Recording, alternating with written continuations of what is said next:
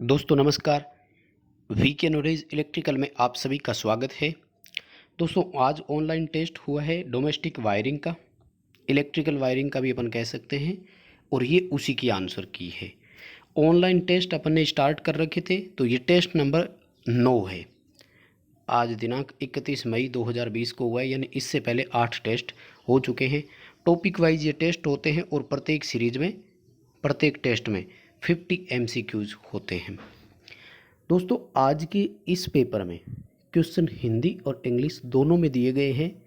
केवल 2 या 3 क्वेश्चन ऐसे हैं जिनकी इंग्लिश नहीं है, केवल हिंदी में है, उनकी इंग्लिश नहीं बन पाई थी। काफ़ी अच्छा पेपर रहने वाला है, लास्ट तक आप इसको ज़रूर देखिएगा। यदि आपने टेस्ट नहीं दिया तो इस पूरे कंप्लीट वीडियो को आप देखें। आपको वैद्युतिक वायरिंग से संबंधित 50 इम्पोर्टेंट क्वेश्चन सीखने को मिलेंगे। वेरी वेरी इंपॉर्टेंट क्वेश्चन भी है। यूनिक प्रश्न हर बार की तरह लाते हैं, कोशिश करते हैं कोई भी क्वेश्चन रिपीट ना हो। अगर आपने टेस्ट दिया है तो मिलान कर लीजिए कि आपके कितने सही हो रहे थे और जो गलत हुआ उसका सही उत्तर कैसे आया। दोस्तों चैनल पर नए हो और पहली बार देख रहे हैं तो चैनल को सब्सक्राइब जरूर करें, वीडियो को लाइक ज़रूर करें, अपने दोस्तों को आगे फॉरवर्ड ज़रूर करें। चलिए क्वेश्चन से स्टार्ट करते हैं। क्वेश्चन नंबर 1 कहता है कि कंड्यूट रन्स में उपयोग की जा सकने वाली सबसे उपयुक्त फिश वायर कौन सी होती है। दोस्तों जो कंसील्ड वायरिंग होती है उसमें एक वायर साथ में डाला जाता है और वो गैल्वेनाइज्ड स्टील का तार होता है। वायरिंग करने के लिए होता है, हार्ड वायर होती है, तो वो अगर कहीं बेंड भी है तो तार उसमें से वो इजीली निकल जाती है। तो फिश वायर उसको बोलते हैं अपन, जो वायरिंग के लिए गैल्वेनाइज्ड स्टील यानी कठोर लोहे की अपन एक तार लेते हैं। कंसील्ड वायरिंग में इसका उपयोग किया जाता है। बी ऑप्शन रहेगा गैल्वेनाइज्ड स्टील।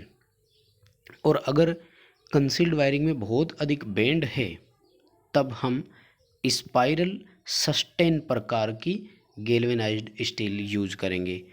स्पाइरल कंडीशन में होगी तो वो बेंड के अकॉर्डिंग मुड़ भी सकती है। अभी अपने इस क्वेश्चन का आंसर बी रहेगा। नेक्स्ट क्वेश्चन है कि क्लीट वायरिंग सिस्टम के बारे में कौन सा कथन सत्य नहीं है, यानी स्टेटमेंट गलत कौन सा है। देखो ये पूर्णतया टेम्परेरी वायरिंग होती है, अस्थायी वायरिंग होती है, इसलिए बहुत सस्ती होती है और दोबारा फिर से उपयोग इजीली ला सकते हैं। हटाना और लगाना बहुत आसान है और रफ वर्क होता है, स्थूल का मतलब रफ होता है। और वायरिंग का निरीक्षण, रूपांतरण और परिवर्तन, परिवर्तन यानी मॉडिफिकेशन, इजीली वायरिंग को हम देख सकते हैं फॉल्ट कहाँ आया और मॉडिफिकेशन कर सकते हैं, जहाँ ज़रूरत पड़ी वहीं से अपन इसमें तार वगैरह जॉइंट लगा सकते हैं। तो डी स्टेटमेंट इसके बारे में गलत है कि स्थायी वायरिंग के लिए इसका उपयोग कर सकते हैं, ये गलत है। परमानेंट वायरिंग के लिए कभी यूज नहीं किया जाता, ये पूर्णतः टेम्परेरी वायरिंग ही होती है। नेक्स्ट क्वेश्चन अपना है, मेंस से आगे सप्लाई डिस्ट्रीब्यूशन के लिए प्रयुक्त रिंग सिस्टम में एक सर्किट के लिए कितना क्षेत्रफल निर्धारित है। वायरिंग में मोस्टली अपने पास जो डिस्ट्रीब्यूशन प्रणालियाँ काम में लेते हैं वो 3 तरह की है, tree system, distribution box system और रिंग प्रणाली। रिंग सिस्टम में एक सब सर्किट के लिए 100 वर्ग मीटर का क्षेत्रफल निर्धारित है, यानी 100 वर्ग मीटर का एरिया जब कंप्लीट हो जाता है तो एक सर्किट कंप्लीट मानते हैं। वहीं 2 कंज्यूमिंग पॉइंट इसमें हो सकते हैं और 30 एम्पियर की मैक्सिमम करंट इसमें हो सकती है। यानी यहाँ लोड के रूप में धारा को दर्शाया है, वाटेज को नहीं लिया। यहाँ लोड के रूप में आपकी करंट है, मैक्सिमम करंट 30 एम्पियर से अबव नहीं जानी चाहिए। 30 एम्पियर अगर किसी लोड की करंट कंप्लीट हो जाती है तो वहाँ आपको एक रिंग सर्किट भी कंप्लीट कर देना चाहिए। चलिए दोस्तों नेक्स्ट क्वेश्चन है, निम्न में से कौन सा एक घरेलू वायरिंग में चालक तार का उपयोग नहीं हो सकता, यानी कंडक्टिंग या कंडक्टर जो होता है डोमेस्टिक वायरिंग में वो कौन सा नहीं हो सकता। तो घरेलू लाइट एंड फैन और पावर सब सर्किट में हम जिन तारों का उपयोग करते हैं वो तार होती है या तो एल्युमिनियम की या फिर कॉपर की। हाँ वो इनमें से ये है कि वो ठोस भी हो सकती है और फ्लेक्सिबल भी हो सकती है, इनमें से वो कोई भी हो सकती है। बट कंडक्टर के लिए मोस्टली हम या तो एल्युमिनियम की लेते हैं या कॉपर की लेते हैं, और घरेलू मामले में ज़्यादातर आपको कॉपर की ही देखने को मिलेगी। तो गैल्वेनाइज्ड स्टील वाली जो है ये एज ए कंडक्टर कभी हम इसको काम में नहीं ले सकते, डी ऑप्शन रहेगा। नेक्स्ट अपना क्वेश्चन है कि लटकने वाली सहायक सामग्री यानी पेंडिंग एसेसरीज होती है, जैसे पेंडेंट लैंप होल्डर हो गया, पेंडेंट स्विच भी हो सकता है, पेंडेंट होल्डर के जैसे, तो इनके अंदर की साइड एक गांठ लगा दी जाती है जिसको अंडरराइटर नोट कहा जाता है। इसका कारण क्या है, ये ऐसा हम क्यों करते हैं? देखो, जैसे ही अंदर की ओर गांठ लगा देते हैं ना, तो जिन वायर्स को हमने उस सहायक सामग्री के टर्मिनल्स पर लगाया था यानी कनेक्शन किए थे, तो अगर अंडरराइटर नोट नहीं होती तो उस एसेसरी का पूरा पूरा जो स्ट्रेस होता, खिंचाव होता, वो उसी के टर्मिनल्स पर होता।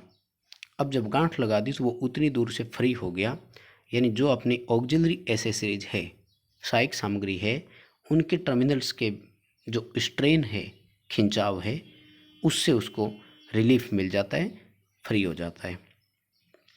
नेक्स्ट अपना क्वेश्चन है कि इंडियन इलेक्ट्रिसिटी रूल के अनुसार एक परिपथ में 1/5 हजारवां भाग लीकेज करंट एक्सेप्टेबल है। ये कौन सी करंट का 1/5 हजारवां भाग है? 1/5 हजारवां भाग मतलब किसी सर्किट में अगर 5 एम्पियर करंट चल रहा है तो इसमें 5/5000 करेंगे तो कितना आएगा? ये 1 मिली एम्पियर आएगा। यानी ऐसे सर्किट में 1 मिली एम्पियर अगर लीकेज करंट है तो कोई प्रॉब्लम नहीं है, इससे अधिक लीकेज करंट नहीं होना चाहिए, तब ELCB ट्रिप हो जाना चाहिए या हमें उस इक्विपमेंट में अर्थिंग चेक करने की ज़रूरत होती है। जैसे 10 एम्पियर अगर है तो 10/5000 करेंगे लगभग 2 मिली एम्पियर आ जाएगा, यानी इसमें 2 मिली एम्पियर तक लीकेज करंट हो तो वो भी एक्सेप्टेबल है। तो ये किसका होता है? ये होता है total current of the circuit, परिपथ की कुल धारा का होता है। यानी सर्किट में टोटल करंट कितनी थी इस बात पर निर्भर करेगा, ना कि मैक्सिमम या मिनिमम, ना कि फ्यूज की रेटिंग पर। ऑप्शन अपना बी रहेगा, total current of the circuit. Next question है कि लाइट एंड फैन और पावर सब सर्किट के लिए एक सिंगल फेज सर्किट में निर्धारित भार की वैल्यू कितनी है? यानी पावर और लाइट एंड सब सर्किट जो होते हैं ये कितने लोड के लिए डिज़ाइन किए जाते हैं? तो सिंगल फेज में लाइट एंड फैन 800 वाट के लिए, पावर सब सर्किट 3000 वाट लोड के लिए डिज़ाइन किया जाता है। यानी इससे अधिक भार इन पर नहीं होना चाहिए। यदि भार की संख्या बढ़ती है तो हमें सर्किट दूसरा लेना होगा। एक सर्किट में 800 वाट और 3000 वाट से अधिक लोड इन पर हम नहीं डाल सकते, लेकिन ध्यान रखें अकेले लोड की ही कंडीशन नहीं है, इनके साथ कंज्यूमिंग पॉइंट की भी होती है, यानी उपभोग बिंदु भी साथ में है, और दोनों में से जो कंडीशन पहले पूरी हो जाती है सर्किट को वहीं रोक दिया जाता है। नेक्स्ट अपना क्वेश्चन है कि स्टेयरकेस सर्किट यानी जीने की वायरिंग, सीढ़ियों की वायरिंग जिसको अपन बोलते हैं, उसमें प्रयुक्त स्विच में कितने टर्मिनल होते हैं? देखिए क्वेश्चन हो गया इनडायरेक्ट क्वेश्चन। सबसे पहले तो हमें ये ध्यान रखना ज़रूरी होगा कि उसमें स्विच होता कौन सा है। तो जो स्टेयरकेस सर्किट होता है उसमें 2 वे स्विच होते हैं, और वो भी कितने होते हैं? 2, यानी 2 2 वे स्विच का उपयोग करते हैं। और 2 वे स्विच जो होता है उसमें हमेशा कितने टर्मिनल्स होते हैं? 3 टर्मिनल्स, 3 सिरे होते हैं। क्वेश्चन का आंसर अपना डी रहेगा। नेक्स्ट क्वेश्चन है कि एक परिपथ में प्रकाश बिंदुओं की संख्या कितनी हो सकती है? यानी how many light points can be in A circuit. Light point लिखा है, कंप्लीट लाइट एंड फैन भी होता तब भी हम कर सकते थे। तो लाइट एंड फैन में अधिकतम उपभोग बिंदु कितने हो सकते हैं? 10। इसी तरह से पावर में कंज्यूमिंग पॉइंट की बात करें तो कितने हो सकते हैं? 2। लेकिन ध्यान रखें लाइट पॉइंट 10 के साथ साथ 800 वाट का लोड भी यहाँ पर डिसाइड किया हुआ है, यानी या तो 10 उपभोग बिंदु या 800 वाट का लोड, दोनों में से जो कंडीशन पहले पूरी हो जाती है सर्किट को वहीं रोक देना होता है। नेक्स्ट अपना क्वेश्चन है कि छत पंखे को फर्श से ऊपर लटकाया जाना चाहिए, यानी ceiling fan should be hung above the floor, यानी ज़मीन से फ्लोर से कितना ऊपर उसको छत पंखा होना चाहिए। तो देखो इसमें मिनिमम मैक्सिमम तो इसने कहा नहीं, ऐसा क्वेश्चन जब भी आए तो हमें मिनिमम का आंसर देना होता है। तो कम से कम 2.75 मीटर जो है वो होना ही चाहिए। हालांकि मैक्सिमम भी है 3 मीटर से ज़्यादा नहीं होना चाहिए, पर मिनिमम 2.75 मीटर है। इसकी ओर ही जाएंगे हम। नेक्स्ट अपना क्वेश्चन है कि in a horizontal runs the wiring should be above from the floor level, यानी अगर क्षैतिज अवस्था में वायरिंग हम कर रहे हैं तो वो फ्लोर लेवल से कितनी ऊपर होनी चाहिए, 3.5 मीटर कम से कम होनी चाहिए। हॉरिजेंटल और वर्टिकल दो प्रकार की रन्स होती है, यानी क्षैतिज अवस्था में जब चल रही है तो कम से कम वो 3.5 मीटर तो ऊपर होनी चाहिए, इससे नीचे नहीं होनी चाहिए। नेक्स्ट अपना क्वेश्चन है कि एक वायरिंग परिपथ में इंसुलेशन प्रतिरोध का मान कितना होना चाहिए। Insulation resistance of wiring should be, तो देखो वैसे तो डायरेक्ट है ही इसका मोर देन 1 मेगा ओम, यानी 1 मेगा ओम से अधिक होना ही चाहिए, इसमें तो कोई डाउट नहीं है। अब ये है कि अगर दूसरे तरीके से हम जब कैलकुलेट करते हैं तो वो कैसे, तो इसके लिए फिर फॉर्मूला होता है कि 50 बटे कंज्यूमिंग पॉइंट्स यानी उपभोग बिंदुओं की संख्या, और जो आंसर आए वो किस में हो, मेगा ओम में, यानी उतने मेगा ओम से अधिक वो होना चाहिए। नेक्स्ट अपना क्वेश्चन है कि लाइट एंड फैन परिपथ में 200 वाट के 25 लैंप हमें संयोजित करने हैं, कितने उप परिपथों की आवश्यकता हमें होगी। देखो 200 वाट के हैं, दो तरीके से हमें इसको उपयोग में लेना होगा। हम 10 कंज्यूमिंग पॉइंट मानते हुए अगर चले भी, लाइट एंड फैन में 10 जोड़ सकते हैं, लेकिन 200 वाट का एक है तो लोड तो 2000 वाट हो गया, इसलिए ये तो संभव है नहीं। तो अब हम इसको कैसे कनेक्ट कर सकते हैं, तो इसको हम इस तरह से भी कनेक्ट कर सकते हैं कि एक सर्किट में कितने जोड़ सकते हैं, 800 वाट का लोड हम जोड़ सकते हैं, 200 वाट के कितने कनेक्ट कर सकते हैं, 4।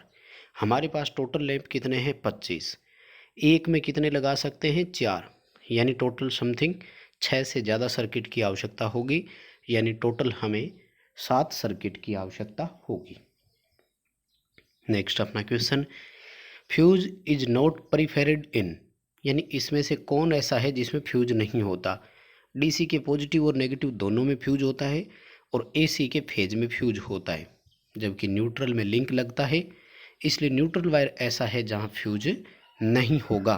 क्वेश्चन का आंसर अपना सी होगा। नेक्स्ट अपना क्वेश्चन है कि रेसवे वायरिंग में न्यूट्रल तार के लिए प्रयुक्त रंग कैसा होता है। रेसवे एक तरह से केसिंग केपिंग के जैसा ही होता है। कंट्रोल केबल में मोस्टली इस प्रकार की वायरिंग हम देखने को मिलेगी। सारी एक रेसवे होती है, टोटल केबल्स उसी में डाल दी जाती है। अकॉर्डिंग टू टर्मिनल बॉक्स एक एक तार को हम निकालते जाते हैं। इस तरह की वायरिंग की वोल्टेज अलग ही होती है, 208 वोल्ट भी होती है और 277 वोल्ट भी होती है। 208 वोल्ट तक के लिए तो न्यूट्रल का कलर इसमें रहता है स्लेटी यानी ग्रे, और 277 में न्यूट्रल होता है वाइट। तो अपन को वोल्टेज के लिए तो पर्टिकुलर क्वेश्चन दिया नहीं, इसलिए या तो ग्रे या वाइट, यानी आइदर ग्रे और स्लेटी है, सॉरी वाइट कलर इसका हो सकता है। तो डी ऑप्शन की ओर जाएंगे हम। नेक्स्ट क्वेश्चन है कि कंड्यूट पाइप वायरिंग में जंक्शन बॉक्स के बाद फर्स्ट सैडल जो है वो कहाँ होना चाहिए, यानी प्रथम सैडल की दूरी, फर्स्ट सैडल की डिस्टेंस जो है जंक्शन बॉक्स के बाद वो कहाँ होनी चाहिए, तो 30 सेंटीमीटर की है, और दो इंडिविजुअल सैडल्स के बीच में अगर अपन से पूछा जाता तब होती है 60 यानी 60 सेंटीमीटर की दूरी। नेक्स्ट है लो और मीडियम वोल्टेज की लाइन में कितने % का ड्रॉप एक्सेप्टेबल है। जब लाइन का क्वेश्चन आता है तो 5% वोल्टेज एक्सेप्टेबल होती है, प्लस या माइनस। एचटी और ईएचटी लाइन में प्लस माइनस 12.5% एक्सेप्टेबल है। घर में हम किसी भी लोड को अगर स्विच ऑन करते हैं तो मेंस पर 3% का ड्रॉप एक्सेप्टेबल है। नेक्स्ट अपना क्वेश्चन है 208 वोल्ट तक की रेसवे वायरिंग में फेज तार के रंग कैसे होते हैं। The colour of phase wires in raceway wiring up to 208 volt. तो देखो रेसवे वायरिंग में जो कलर होते हैं फेज के वो 208 वोल्ट और 277 यानी 400 वोल्ट एंड अबव के लिए, 208 वोल्ट तक के लिए होते हैं ब्लैक, रेड और ब्लू। और अगर अपन बात करें 277 या 408 वोल्ट के लिए, 440 वोल्ट के लिए, तब होता है ब्राउन, ऑरेंज और येलो। रेड येलो ब्लू नहीं होगा। रेड येलो ब्लू 440 वोल्ट तक के पावर सर्किट के लिए होती है, यानी रेस पे वायरिंग नहीं है। सामान्य वायरिंग 440 वोल्ट वाली या एंड अबव की होती तो तीनों फेजों में रेड येलो ब्लू कलर होता। 208 वोल्ट में ब्लैक, रेड और ब्लू, 440 या 408 वोल्ट वाली 277 वोल्ट वाली रेसवे वायरिंग में ब्राउन, ऑरेंज और येलो, ये जो है कलर रहते हैं फेजों के लिए, जबकि वाइट और ग्रे ये अपन बात कर चुके हैं न्यूट्रल के लिए होते हैं। नेक्स्ट अपना क्वेश्चन है, निम्न में से किस प्रकार की वायरिंग पर धुआं, अम्ल और क्षार यानी स्मोक, एसिड और एल्कली इन सब का कोई प्रभाव नहीं होता, नगण्य प्रभाव होता है? तो ऐसी वायरिंग का प्रकार है लेड शीथ वायरिंग। शीशे का आवरण इस पर होता है, तो शीशा जो है वो स्मोक, एसिड और एल्कली इन सब से प्रभावों को वो सहन कर जाता है, ये सभी प्रभाव उस पर नगण्य होते हैं। ए ऑप्शन की ओर जाएंगे हम।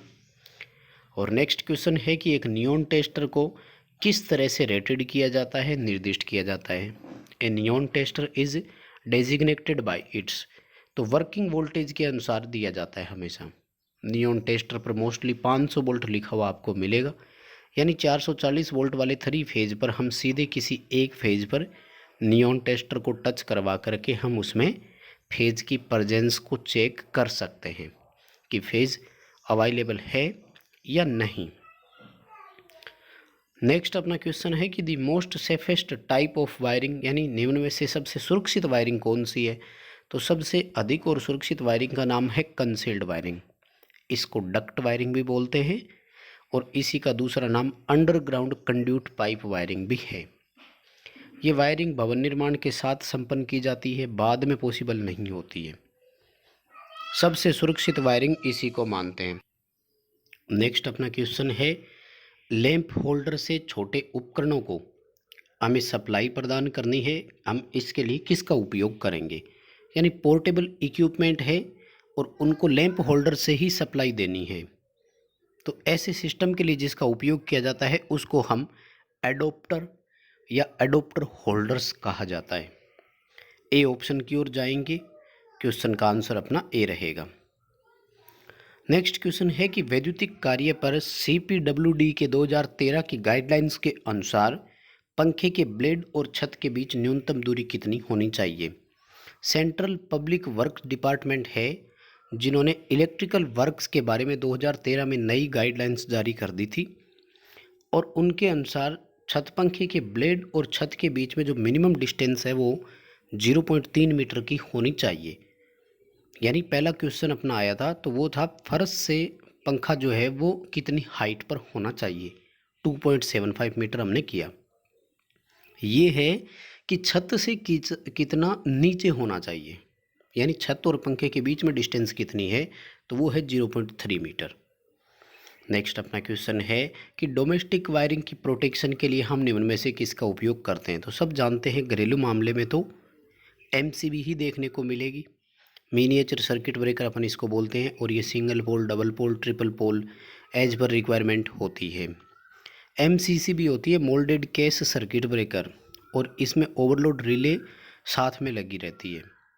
ACB, OCB ये बड़े लेवल के होते हैं, air circuit breaker, oil circuit breaker, mostly 3 phase के ही होंगे ACB और OCB। तो नेक्स्ट अपना क्वेश्चन है कि कंट्रोल स्विच बोर्ड की फर्श से न्यूनतम ऊंचाई कितनी होनी चाहिए? कम से कम 1.3 मीटर या 130 सेंटीमीटर, ये ऑप्शन पर डिपेंड करेगा कौन सा ऑप्शन अपने को देखने को मिलेगा। तो 1.3 मीटर कम से कम कंट्रोल स्विच बोर्ड फर्श से जो है वो होना चाहिए, हाइट पर होना चाहिए। नेक्स्ट अपना क्वेश्चन है, निम्न में से कौन सा एक ऐसा कारक है जो वायरिंग चयन करने के लिए उपयुक्त नहीं है, यानी स्टैंडर्ड फैक्टर नहीं है जब हम वायरिंग का सिलेक्शन करने जाते हैं तब? देखो, cost, appearance, protection, durability, insulation, ये सब चीज़ें तो मायने रखती है, लेकिन फैमिली मेम्बर्स का कोई रोल नहीं होता, यानी घर में रहने वाले सदस्यों की संख्या, ये वायरिंग के लिए कोई स्टैंडर्ड फैक्टर नहीं होता। ये ऑप्शन की ओर जाएंगे। नेक्स्ट क्वेश्चन है, निम्न में से कौन सा एक इलेक्ट्रिकल वायरिंग का प्रकार नहीं है, वैद्युतिक वायरिंग का प्रकार नहीं है? देखो, वायरिंग होती है कई प्रकार की, अब इनमें से ऑप्शन अगर अपन देखें तो देखो, कंड्यूट वायरिंग होती है, कंड्यूट पाइप वायरिंग भी बोल सकते हैं अपने इसको, क्लीट वायरिंग भी है, और हम सब जानते हैं कि ये एक टेम्परेरी वायरिंग का प्रकार है। वुडन केसिंग कैपिंग भी हमने देखी है, लेकिन ओपन वायरिंग यानी खुली वायरिंग के नाम से कोई वायरिंग नहीं है। उस वायरिंग को हम क्लीट वायरिंग जरूर बोल रहे हैं, फ्लेक्सिबल केबल वायरिंग बोल रहे हैं, लेकिन ओपन नाम से वायरिंग का कोई नाम नहीं है। तो हम ए ऑप्शन की ओर जाएंगे। नेक्स्ट अपना क्वेश्चन है कि एक अनुमानित धारा ले जाने वाले 5 एम्पियर 3 पिन सॉकेट आउटलेट की रेटिंग कितनी होगी। यानी एस्टिमेटेड करंट फ्लो जो है वो हम 5 एम्पियर मानते हैं, वैसे आजकल 6 एम्पियर रेटिंग भी आती है इसी पर। तो एक 3 पिन सॉकेट है वो कितनी पावर रेटिंग के लिए होता है, तो 6 एम्पियर या 5 एम्पियर जो भी आए इनमें से एक ही बात है, एग्जाम पर डिपेंड करेगा खैर किस तरह का वो लिखते हैं। तो वो जो है वो 100 वाट रेटिंग का मानते हैं अपन, और जो 16 एम्पियर वाला है वो 1000 वाट रेटिंग का हम उसको मानते हैं। नेक्स्ट अपना क्वेश्चन है कि 16 एम्पियर फ्यूज ब्रांच वाले किसी सर्किट में कनेक्टेड सभी भार में मैक्सिमम एक्सेप्टेबल वोल्टेज का मान कितना है, यानी कितनी शक्ति उस पर अधिकतम हम संयोजित कर सकते हैं। देखो 16 एम्पियर सर्किट जो है ये आता है पावर सब सर्किट में, सिंगल फेज के पावर सब सर्किट में, और पावर सब सर्किट में जो एक्सेप्टेबल लोड है वो कितना है, 3000 वाट है। तो 3 किलोवाट का अपन ऑप्शन इसमें करेंगे। नेक्स्ट अपना क्वेश्चन है कि यांत्रिक सामर्थ्य और आग से सुरक्षा जब महत्वपूर्ण कारक हो तो किस प्रकार की वायरिंग को हम प्रायोरिटी देंगे। यानी if the mechanical strength and fire safety are important factors the wiring should be. तो देखो यांत्रिक सुरक्षा और आग से सुरक्षा के लिए सबसे उपयुक्त होती है कंड्यूट पाइप वायरिंग, सबसे बेटर होती है। और इसमें भी अगर कंड्यूट अपना जीआई का होगा या रिगिड स्टील कंड्यूट जिसको अपन बोलते हैं, तो सबसे बेटर वही रहने वाला है अपने इसमें। नेक्स्ट अपना क्वेश्चन है मल्टी स्टोर बिल्डिंग के लिए किस प्रकार की वायरिंग प्रणाली का हम उपयोग करेंगे।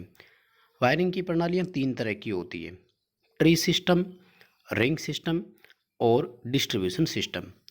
तो जो मल्टी स्टोर बिल्डिंग है इसके लिए हम ट्री प्रणाली का उपयोग करते हैं, सबसे इजी वायरिंग यही होती है। ए ऑप्शन की ओर हम जाएंगे, मल्टी स्टोर बिल्डिंग के लिए ट्री सिस्टम वायरिंग का उपयोग किया जाता है। नेक्स्ट अपना क्वेश्चन है लूपिंग की किस विधि में वायरिंग में हमें मिनिमम केबल की आवश्यकता होगी। वायरिंग में लूपिंग निकालने के 3 ऑप्शन होते हैं, जंक्शन बॉक्स से भी हम निकाल सकते हैं, 2 प्लेट वाले सीलिंग रोड से और स्विच से भी निकाल सकते हैं, और 3 प्लेट वाले सीलिंग रोड से भी। तो सबसे कम केबल की आवश्यकता 3 प्लेट सीलिंग रोड से ही होगी, क्योंकि इसमें लूपिंग के 3 ऑप्शन हो गए हमारे पास। यानी यहीं से हम 3 लूपिंग निकाल सकते हैं, तो कहीं से वायर को लेकर जाने की ज़रूरत नहीं होगी। स्विच वाली वायरिंग से जब लूपिंग निकालते हैं तो सबसे अधिक केबल की आवश्यकता यहाँ होती है, सबसे कम 3 प्लेट सीलिंग रोज वाली लूपिंग में होती है। नेक्स्ट अपना क्वेश्चन है लैंप को पकड़ने के लिए और इसे विद्युतीय रूप से कनेक्ट करके सप्लाई देने के लिए हम किसका उपयोग करते हैं। लैंप को पकड़ना यानी लैंप को होल्ड रखना, तो ऐसा जो डिवाइस काम करती है उसी का नाम लैंप होल्डर हमने रखा है। तो लैंप होल्डर ही होता है जो विद्युतीय रूप से इसको कनेक्ट भी कर सकता है, क्योंकि इसमें कैप लगी रहती है। मोस्टली अगर बायोनेट कैप है तो फेज न्यूट्रल दोनों इसके मध्य भाग में ही होंगे, और स्क्रू कैप अगर है तो उसके आउटर साइड में न्यूट्रल होगा, जबकि सेंटर भाग में केवल फेज होल्डर में पाया जाता है। नेक्स्ट अपना क्वेश्चन है कि लाइटिंग सर्किट के लिए प्रयुक्त एमसीबी कैसे नोब की होगी। लाइट एंड फैन के लिए जो होती है वो ग्रीन वाली होती है, रेड जो है ये आइसोलेटर वाली होती है, या फिर हम इसको डीपी बोल सकते हैं। ब्लैक डीसी मोटर के लिए होती है, और नीले वाली जो अपने है ये लाइटिंग सर्किट में भी काम में ले सकते हैं और मोटर सर्किट में भी काम में ले सकते हैं। नेक्स्ट अपना क्वेश्चन है कि बेटन का उपयोग करते हुए घरेलू परिपथ में 8 मीटर लंबी हॉरिजेंटल वायरिंग करनी है, हमें कितने लिंक क्लिप की आवश्यकता होगी। देखो बेटन वायरिंग में 2 तरह के लिंक क्लिप लगते हैं, एक लगते हैं हॉरिजेंटल और एक लगते हैं वर्टिकल। वर्टिकल हो तो 2 के बीच में 15, जबकि हॉरिजेंटल हो तो 10 सेंटीमीटर का गैप रखा जाता है। 8 मीटर वायरिंग का मतलब हो गया 800 centimetre.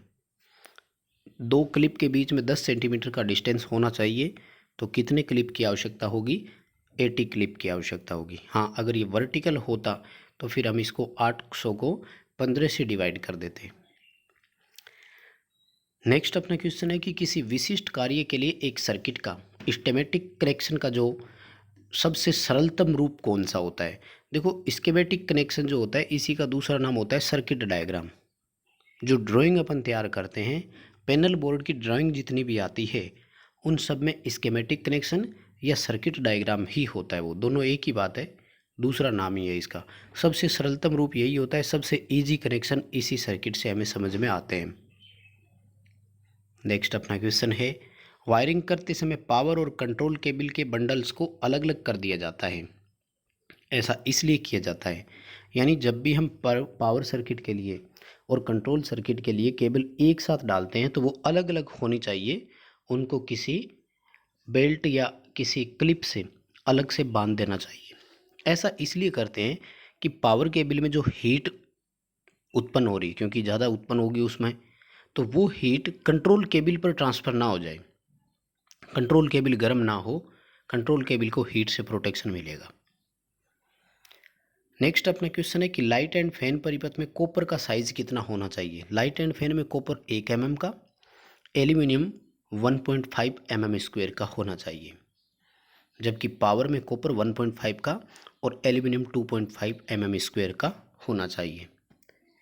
Copper, aluminium, light and fan और पावर, यानी टोटल कंडक्टर साइज के बारे में 4 ऑप्शन हमें याद रखने होंगे। नेक्स्ट क्वेश्चन है कि किसी फ्यूज का फ्यूजिंग फैक्टर का किसका अनुपात होता है। फ्यूजिंग फैक्टर का मतलब होता है कि फ्यूज रेटेड करंट कितने थी जिस पर वो उड़ जाना चाहिए था, और जब एक्सेसिव करंट उसमें फ्लो हुआ तो किस करंट पर फ्यूज ब्लोन हो गया, यानी मिनिमम फ्यूजिंग करंट और रेटेड करंट का रेशियो जो होता है वो फ्यूजिंग फैक्टर कहलाता है।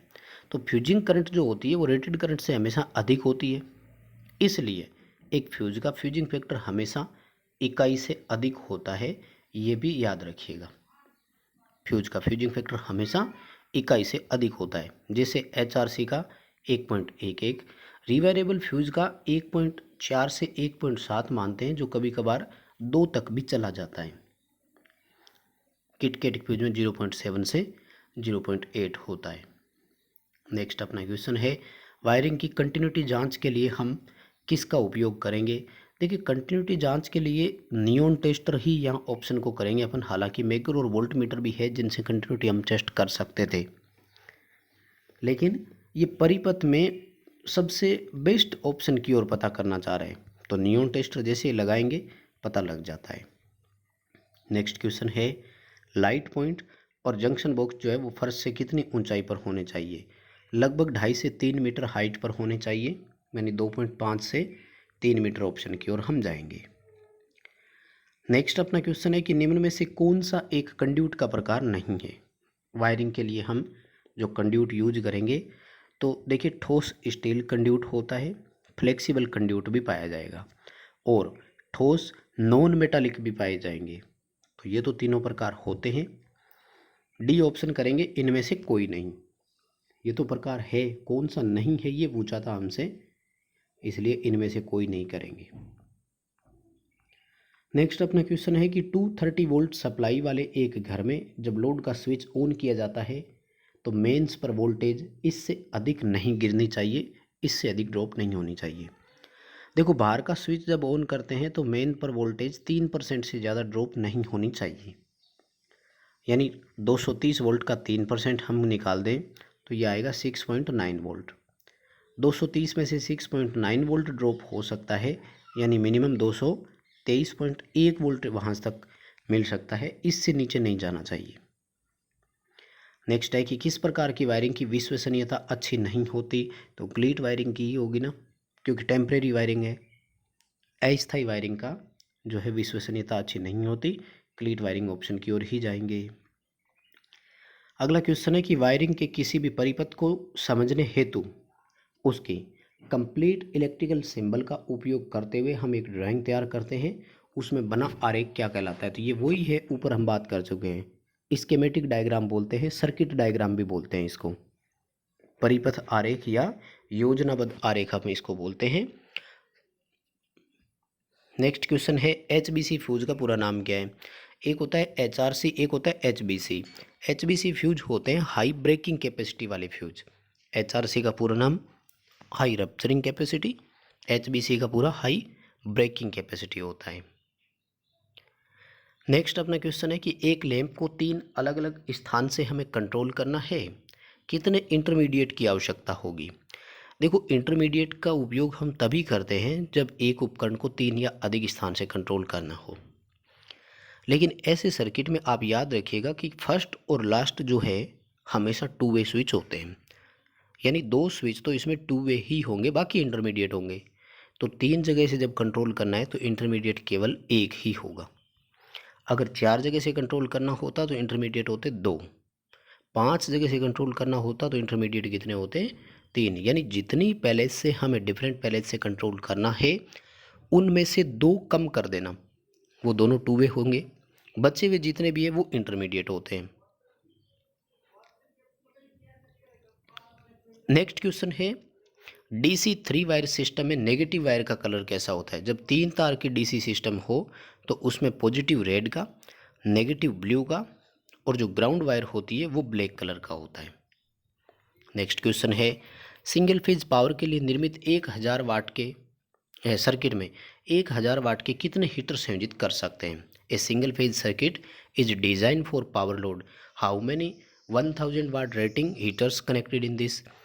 देखो, 1000 वाट लोड तो है, लेकिन हम सब जानते हैं कि पावर सर्किट में 2 से ज़्यादा तो कंज्यूमिंग पॉइंट होने ही नहीं चाहिए, इसलिए हम कितने हीटर जोड़ेंगे, 2 हीटर। हालांकि 2 हीटर जोड़ने से भार कितना हुआ, 2000 वाट ही।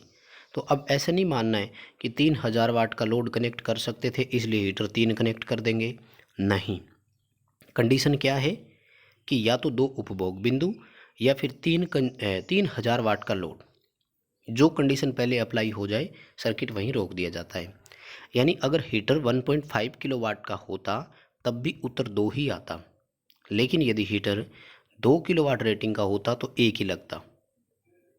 नेक्स्ट अपना क्वेश्चन है सीमेंट और कंक्रीट की दीवार है, उस पर हमें स्क्रू फिट करना है, स्क्रू लगाना है, इसके लिए किसका उपयोग करेंगे। इसके लिए रावल प्लग टूल का उपयोग करते हैं। डी ऑप्शन की ओर हम जाएंगे। तो दोस्तों, ये थे आज के 50 क्वेश्चन। क्वेश्चन अच्छे लगे हैं तो वीडियो को लाइक ज़रूर करना। एक्सप्लेन करने का तरीका पसंद आया है तो कमेंट करके ज़रूर बताना आपको कैसा लगा। वीडियो दोस्तों को शेयर ज़रूर करना। चैनल पर नए हो तो चैनल को सब्सक्राइब ज़रूर करना।